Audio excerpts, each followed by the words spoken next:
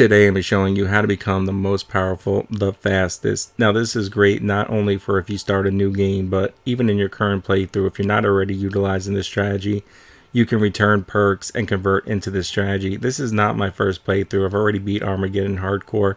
This is just a video I wanted to do previously that I never did. I'm going to show you it now. So you got 7 categories, right?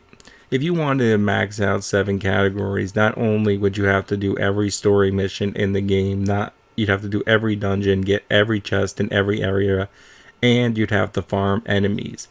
Maxing out 7 categories is not realistic for most playthroughs. What you want to do is actually focus primarily on 3 categories and put a little bit into character and then eventually max out character. So you want to focus on shield, energy management, shock, and character. Character is good at the start of the game. Get a little bit extra health, a little bit extra dodge, the movement speed, because you're technically always 100% sprinting. So this increases your movement speed 100% of the time, really helping with evades. That is actually huge. Shields all damage while dodging. And then if you're struggling with the game, you can add in like the built-in med suit and you can go the way of getting a little bit extra health. But don't go crazy with the character at the start. You also are going to need energy management, shield, and shock. For shock, I highly recommend taking it from here to here, getting the increased range, and then eventually going to here, and lastly maxing it out.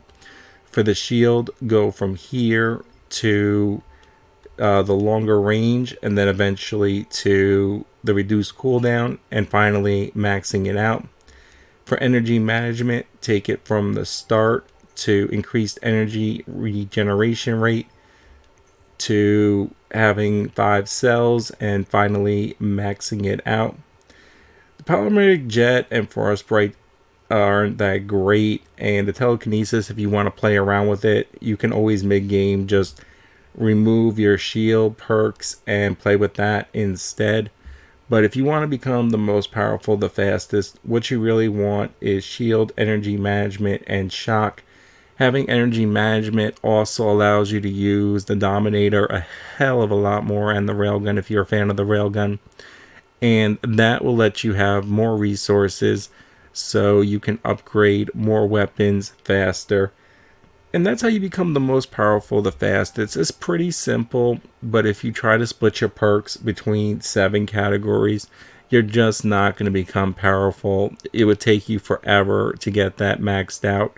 Realistically, like I said, it's just not an option for most playthroughs. If you like the video, leave a like, comment, share. It helps others find the video. I hope this helped.